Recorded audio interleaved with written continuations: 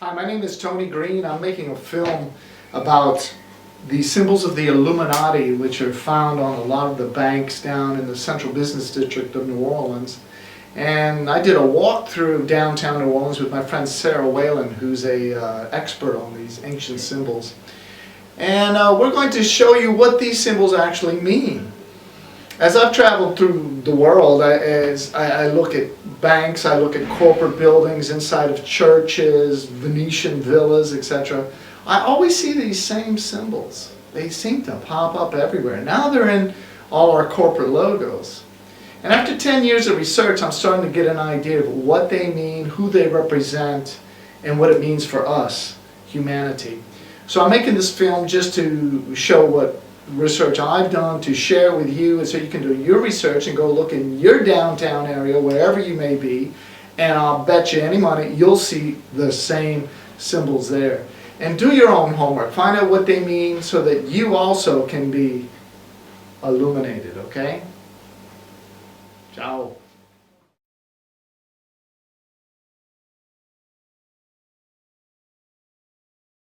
Well, the reach of the Illuminati and everything that word encompasses, of course, is global. It's worldwide. In New Orleans, in particular, we're known as the Crescent City because supposedly because of the crescent shape that the city took on originally with the bend in the river. But in fact, the crescent, which means the crescent moon, which has a very specific meaning to the Illuminati and of course to major world religions, is heavily incorporated in the symbolic representations of the city, as is the sun sign. New Orleans, might argue that the whole symbol of New Orleans from its earliest founding, which is the fleur-de-lis, is really just another sun symbol. If you look in the center, usually the fleur-de-lis has a circular. It's disguised as a bourbon lily, but if you look at the fleur-de-lis, rays from the sun go up above and also from below. It's a stylized sun symbol. And certainly the merchants and the traders and people of wealth who founded the city were very determined as a group to benefit financially from it, to exploit whatever they found here, and even to import people to exploit. New Orleans was a huge center of slavery for a long time. It was incorporated into all our laws. And these things don't go away immediately. In fact, some people might say that despite constitutional rights and things like that, they never go away. So we deal with an Illuminati culture. I think the difference is about how conscious we are of it in our daily lives and how conscious we make our children of the culture that they grow up in and they're surrounded by. Doesn't mean that you should feel that you're in a state of siege, but I think knowledge is always good. That's the whole essence of being illuminated. Instead of just a small elite being illuminated, I think the average person has a lot of power to illuminate themselves and perhaps take some more control back over their lives, the lives of their children. Maybe they uncover a greater understanding of who they are in the world. I think that's extremely important to civilization. I think the average person has a role to play in the creation of civilization. It shouldn't just be something that's handed to them. And certainly today, part of decoding the world that surrounds you, it's essential to your survival. You know, New Orleans, of course, was devastated by Hurricane Katrina, but not for the reasons the average person thinks of. It's not that the river flooded. It's that supposedly the city was basically unprepared. They made conscious decisions not to bolster the levee system that had actually worked really well.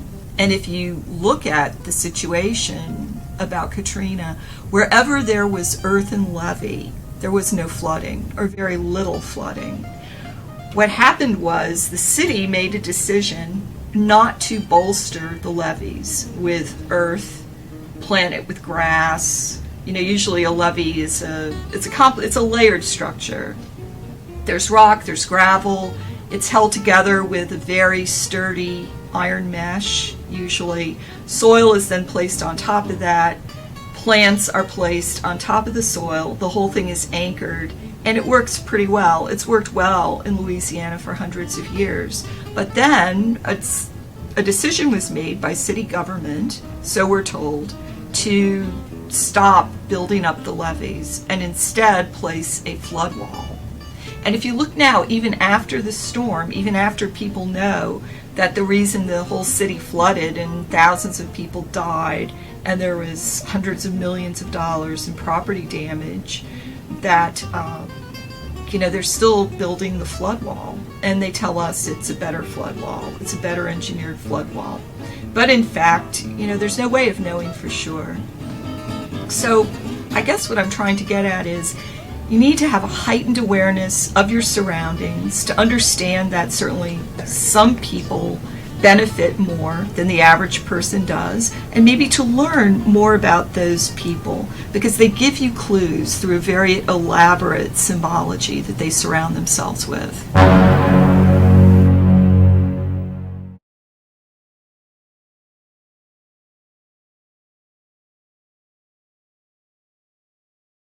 Here you see a Victorian building. It's part of the bank building. It's very much like what you would see in New York or London, turn of the century. Also, Liverpool has a lot of buildings like this. Actually, if we could go up, you see the figure of the Green Man in the Corinthian columns, combination of Ionic and Corinthian. And it has, in the middle of all this foliage, a man with his mouth open, as though he's crying out, appearing through the greens. Again, this is a really ancient symbol, and it's certainly a big part of English folklore. The Green Man you see it in cathedrals, the man who's hidden in the forest, the man who hides in nature. It may be Pan. It's certainly the symbol of a rather human, it's recognizably human, but still very otherworldly individual. If you go down to the lower column, where there's a white representation of a man hiding in foliage, you see that this is a more threatening figure. It's sort of demonic. At the top, it appears to be a wolf, and its teeth are very wolf-like. Could be a vampire, could be a wolf man. It's definitely a more menacing kind of figure, perhaps a guardian. In front of buildings of importance, in ancient times they would often put a very menacing guardian figure, like a gorgon with a head of snakes, or something to make people aware that not everyone should enter here. The columns are interesting because of the variety of different detail and what this might mean. Above it, they have a hewn stone. It's not natural to the area of Louisiana. It's kind of a red sandstone. It's probably brought in from New York, but it could have been brought in from any number of places. It's not a stone that's usually found here. The bricks are red to kind of line up with the rest of the building. They probably couldn't afford to make the whole building in sandstone. But again, you see the same windows that are very typical of the rising sun on a horizon. Over this, you have the representation of nature. If you look really closely at the details, it appears to be a leaf, but to me it looks more like a hidden eye, like a peacock feather with an eye on the inside. And of course, the symbol of the peacock in the all-seeing eyes goes back to Argus and even to more ancient representations. But again, the peacock is a symbol of royalty. Traditionally, only certain people were allowed to even wear peacock feathers. Those were usually royal people. Again, someone who was elevated in society, someone who had special, even secret knowledge that set them apart from other people. If you want to say God's representatives on earth, or perhaps even living gods themselves. So this building symbolizes that it is a place where people of great importance come, and other people who can't really look up past that white representational combination Dracula, combination werewolf person who saw that might hesitate a great deal before walking into such a building. But a person who was illuminated themselves and understood the symbolism might actually feel more safe here than anywhere.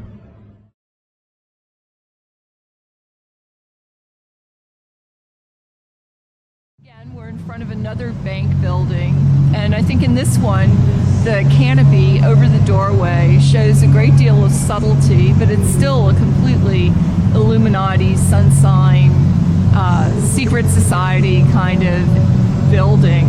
If you look at the top, on either side of the covering, you'll see there's a funerary urn. And beneath the funerary urn is a stylized owl. Again, a creature of the night. It's always symbolized hidden knowledge. It's the symbol of Athena in Athens. And decorating this are several, I think it's a total of 8 fleur-de-lis in sun discs.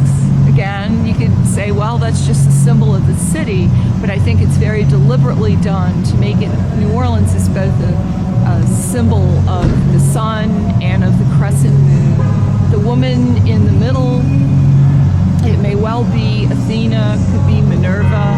It's a classical figured woman. And again, she appears to be born from nature, from flowers, but there is a divine nature about her. Her head is wrapped in a cloth, and she is in the midst of all this symbology. Because of the owls, I would place her as being Athena. And it's no accident that if you turn to your right and go up, you juxtapose what's coming down at us. Where am I looking? It looks like a keyhole. Oh. But it's in fact the sun in the cross, which indicates the 4 corners of the earth, 4 winds, the 4 directions, the 4 dimensions, and in the middle the sun or an eye.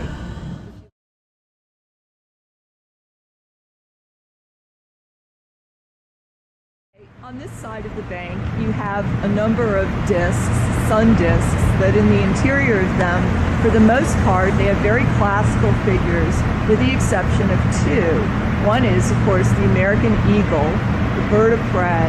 On the other side is a pelican in a nest with young pelicans beneath it, and its wings are spread. But if you look closely, you'll see that they're not really pelican wings. These are angelic wings. Again, an otherworldly symbol. The pelican here is interesting. The baby birds have their beaks up. They're looking to be fed. And as you can see, the pelican has a very large bill in which he can hold all kinds of fish and whatever he's eating. But the thing that made the pelican rather mythological in Europe and later in America was that a pelican was said to provide for its young even if it didn't have any food. If it didn't have sufficient food to feed its young, it would pluck its own breast, and the young would be allowed to eat the flesh of the breast and drink the blood.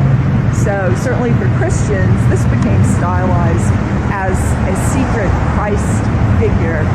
And in pre-Victorian times, you see it comes into many coats of arms of British families. And there's been, a big discussion among ornithologists about whether this is true or just a myth. And most ornithologists will tell you that no, they've never seen a pelican, allow its young to cannibalize on its chest. But again, for people who are illuminated, the symbolism of this is very deep. I think what really drives the whole machine of the Illuminati is the notion of sacrifice, and that through sacrifice, future generations are revitalized through this sacrifice. Hence, the pelican has persisted. But if you look carefully, it seems like there is something in the pelican's beak.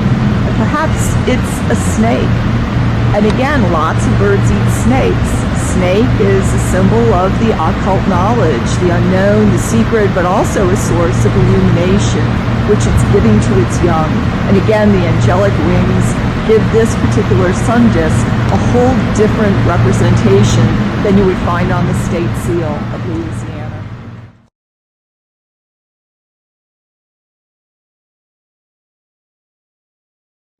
A representative window of the rising sun, the light of illumination, and beneath it a doorway, which is actually a funerary representation.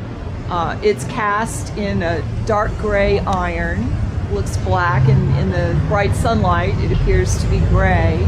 There's a funerary wreath in the middle held by two winged cherubs who, if you look closely at the faces, you'll see that they don't look particularly happy. Usually our ideas about cherubs are that they're happy little winged creatures, but these are more menacing in their facial expressions.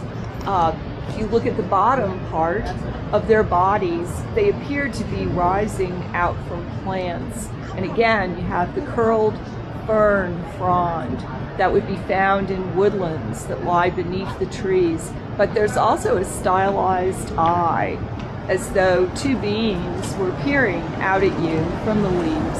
And again, this is seen, throughout England. You have representations of the green man, the beings in the foliage. These figures appear to come out.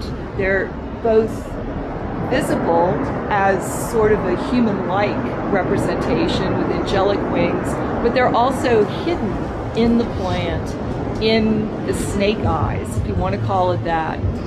The funerary wreath at the very bottom has a button, represents the sun disk, and in the middle is a shield, which is actually in a coffin shape.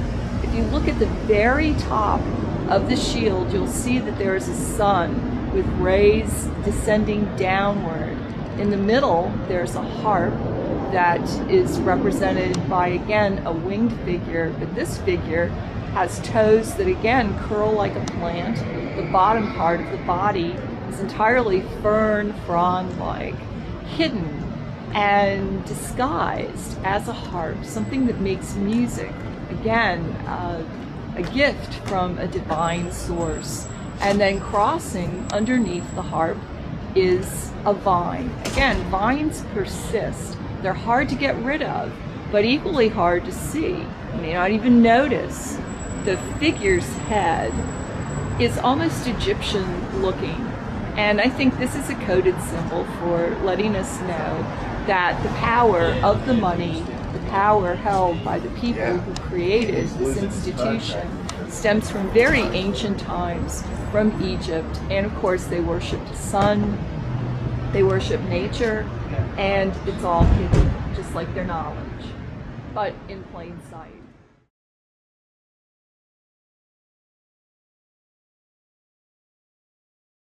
Here you see a shield in the doorway, which appears to be sort of a U.S. patriotic shield with colonial overtones, but there are 12 stars, not 13, there are 12, and underneath that there are 6 stripes, or it could be a doorway, could be an entrance to something, just like it reiterates the fact that it's on top of an entrance.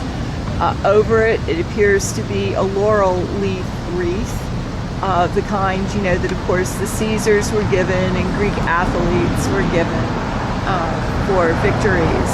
above it, you see again sort of a funerary shield representation with a sun disk. Behind the sun disk are two illuminated torches, which indicate that this entrance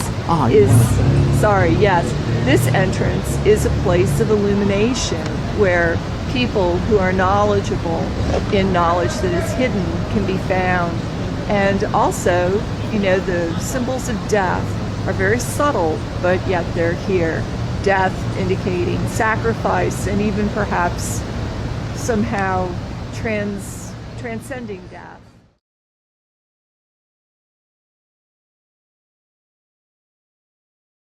The bank building also has several of these sun disk symbols that they're actually all over the building. And this particular representation, it just looks like concentric circles with bolts holding it into the wall. But I've seen this representation many times all over the world, in Europe, in Saudi Arabia, in Egypt, in Turkey. And it's fundamentally a representation of our solar system with the sun in the middle and planets orbiting the sun. It's a way of heightening awareness. It's also sort of a little mind check for people who would know and be aware of these symbols and see them.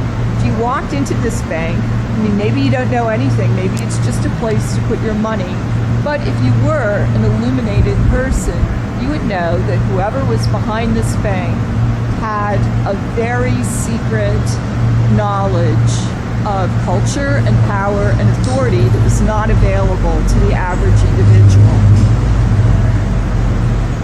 and extended from very ancient times.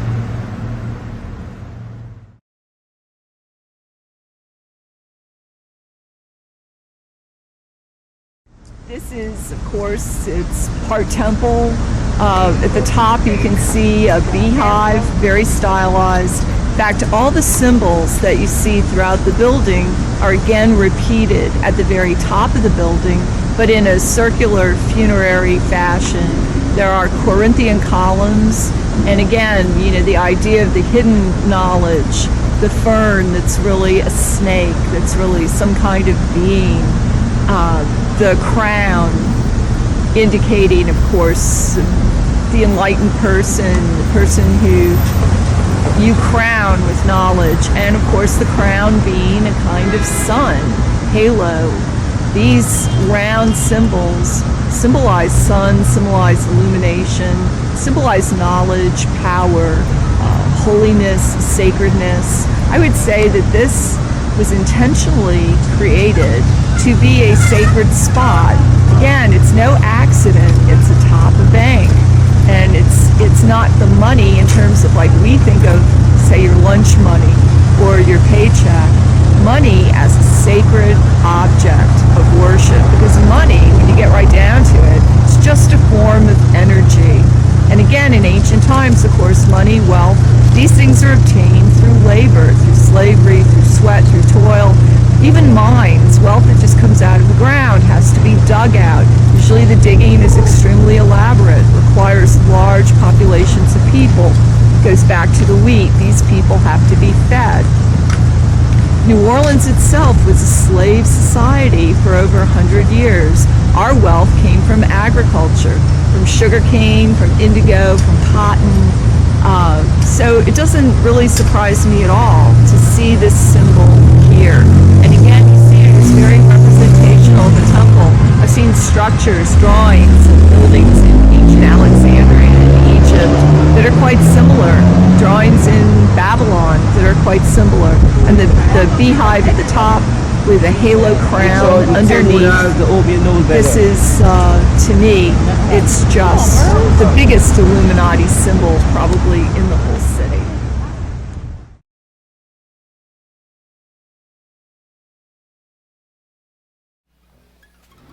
Well, we've gone on a walking tour of Illuminati New Orleans. Remember, New Orleans isn't a terribly large city. It's not like real Illuminati cities like London or Paris or even Liverpool. But we have architecture that indicates that at one point in our history, a group of illuminated individuals were very instrumental in creating large amounts of wealth, controlling that wealth, channeling that wealth and power, and they enjoyed leaving symbols that attested to their secret knowledge. And these symbols were also clues for other people who were similarly illuminated like them to know that, I guess you could call it like a Masonic secret handshake. It was a way where you could just simply look at a building and know whether an illuminated person was inside. If you were one yourself, you could go in. If you were paying attention, perhaps those symbols would intimidate you and you wouldn't go in. I find that these symbols are all around us. They're changing. I think that now with buildings becoming more box-like, and certainly now certain illuminated groups want to control the environment. They have more control over individuals. If you agree to live in a climate-controlled box, if you agree to have hermetically sealed windows so that you can never really look outdoors, then clearly some population desire us to live that way. And so our individual environments are going to be more plain, less symbolic, less controlled. I think that now most Illuminati symbols of power, you'll find them in logos. And again, they get you to adopt these without even thinking. That's why you buy a t-shirt from your sporting team or a baseball cap. We've gone from architecture to human adornment in clothing, which of course is a perishable thing. But the obelisk here is a symbol. It not only draws down power from the sky. You look up. If you look up, that's truly what the Illuminati want you to do. They want you to look up, because for them, heaven is the place of absolute knowledge and power.